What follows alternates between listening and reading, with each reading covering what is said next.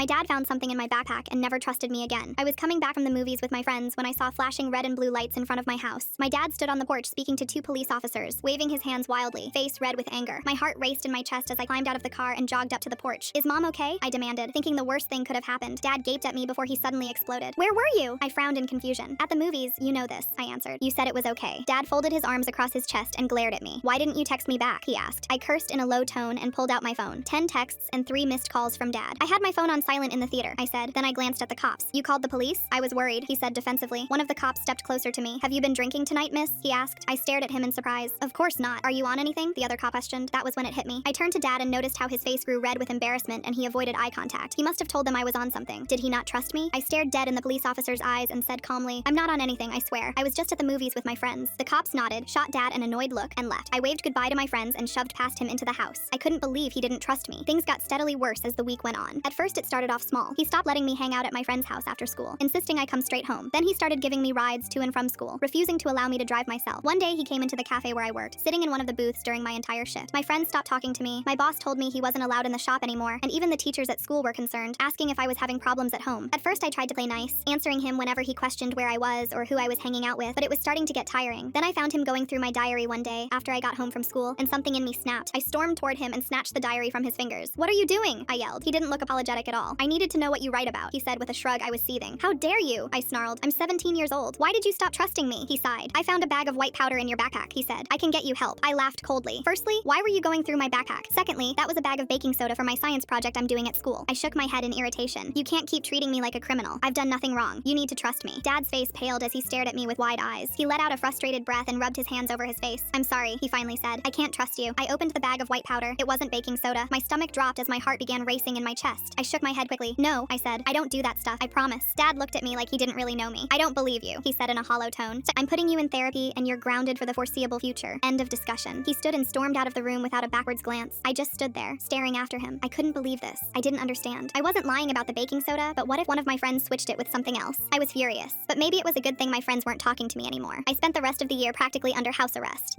My dad didn't trust me again, even though I worked hard to earn his trust back. I lost all of my friends, and my dad forced me to quit my job at the cafe. I lost everything, but what hurt the most was that I lost the respect of my parents, and our relationship never recovered.